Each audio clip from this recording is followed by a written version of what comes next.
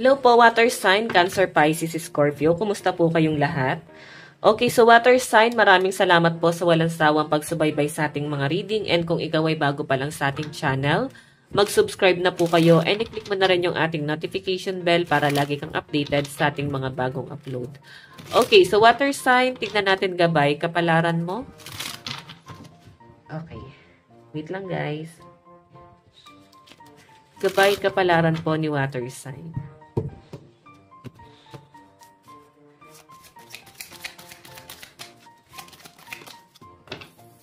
So, water sign, meron tayong Queen of Cups.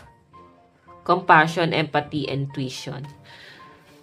So, nakikita ko na para bang mas ano ka ngayong araw or sa mga susunod na mga araw, parang mararamdaman mo na napapagod ka or mabilis ka mapagod. Parang mas gusto mo ng puro pahinga. Siguro guys, kulang sa tubig. Ayan. Okay?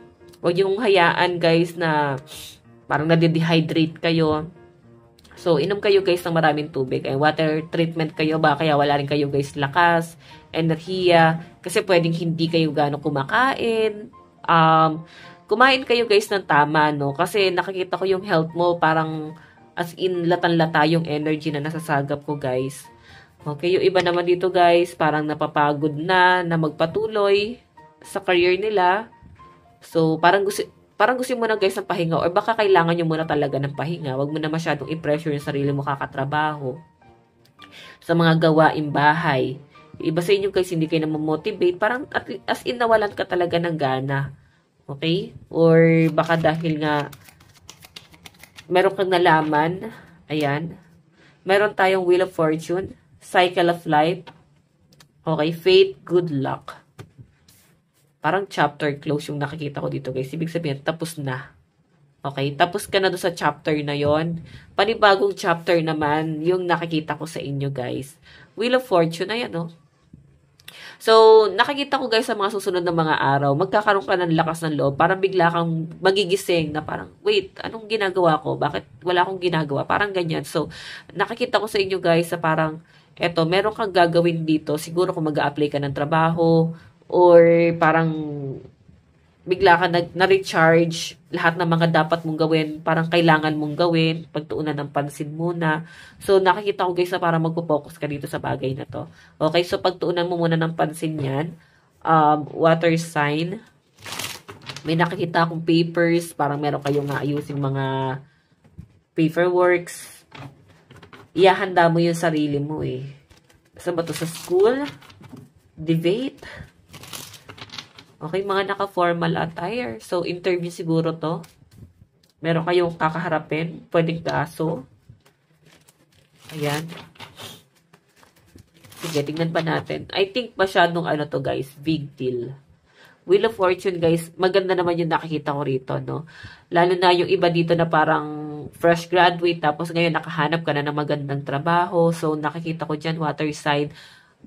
Makukuha mo yung bagay na yan. Makukuha mo yung trabaho na yan. Okay? Tingnan pa natin.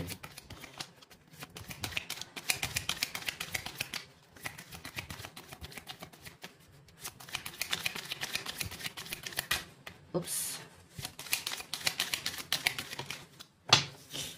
Water sign, meron tayong the High Priestess.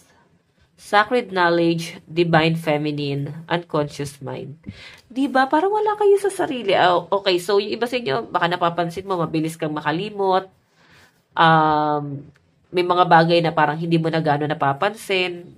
Okay, parang nawawala sa isip mo yung mga gamit na hawak mo lang naman kanina. So, yun, baka yung iba sa inyo, mabilis talaga makalimot. Pwedeng dahil sa hormones, pwedeng dahil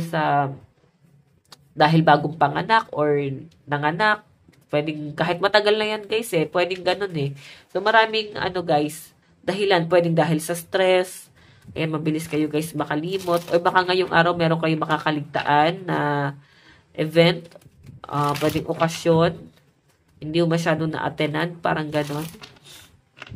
Okay? So tignan pa natin guys, the High Priestess. So, unconscious mind. Medyo, kayo guys, no? Nakicarried away kayo sa mga bagay-bagay. So, hindi mo masyado na pagtutuunan ng pansin yung mga ginagawa mo. Siguro, na parang nainganyo kayo manood ng ano ba, sa social media, pwedeng ng debate sa Senado, di ba?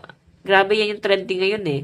So, baka nahihilig kayong manood ng mga ganyan, water sign, o yung iba sa inyo guys, pwedeng na overwhelm kayo kung sa business to, baka, di ba, napagod ka, dahil mo sigurong ginawa. Okay? So, kailangan mo talaga muna ng pahinga. Okay? Tingnan pa natin. So, meron po tayong Page of Swords, Curious, Clever, and Enchanting.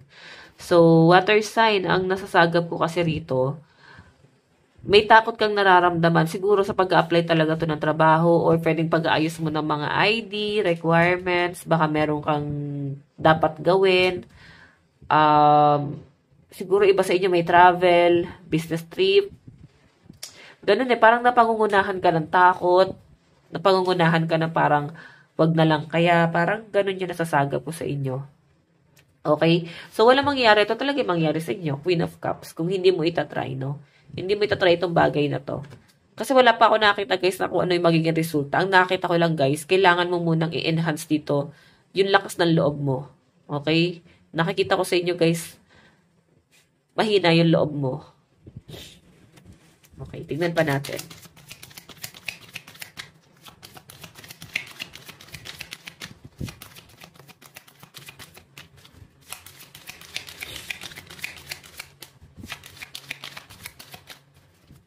Okay.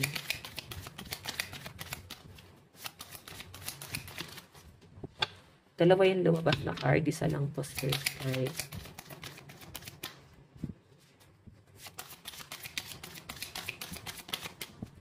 So, meron tayong Queen of Swords.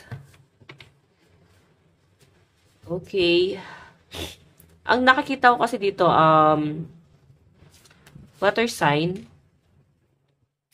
Parang nawawalan ka talaga ng lakas ng loob. Yung iba sa inyo guys, baka sa health nyo, napanghihinaan ka or baka may nalaman ka na diskumpre na parang nakapagpalumo sa'yo ngayong araw. Okay? So, nangihina, nalulungkot, yan ang nakikita ko sa inyo. Grabe, sobrang naapektuhan ka dito sa bagay na to. Tingnan po natin. Ano ba yung advice? Mali yung nakuha kong card. Ito. Advice po kay water sign. Okay, so guys, meron tayong dream work. Teamwork makes the dream works. Okay, work with others to accomplish greatness. So I think guys, ito nga baka first job nyo to. So mahina talaga guys ang loob. Yun talaga yung nakikita ko. Pero I think passionate ka sa isang bagay, pwedeng talent mo, yun yung kayang-kaya mong gawin. So, mag-focus ka dun sa kung ano yung kaya mo munang gawin. Kung hindi mo pa kaya mag-i-upgrade yung sarili mo, huwag mong pilitin, no? Kasi ikaw lang ang mahihirapan. Baka sumuko ka lang dito sa bagay na yun. Pag pinilit mo, no? So, ang sinasabi dyan, guys, focus ka na lang muna sa kung ano yung kaya mong gawin. Okay? Huwag mong ipilit yung sarili mo sa hindi mo pa kaya. Mahihirapan ka lang dyan. Lucky number mo is 6 and 28. Ito lang po ang inyong reading. Bukas po ulit. God bless and love you all. Bye-bye po.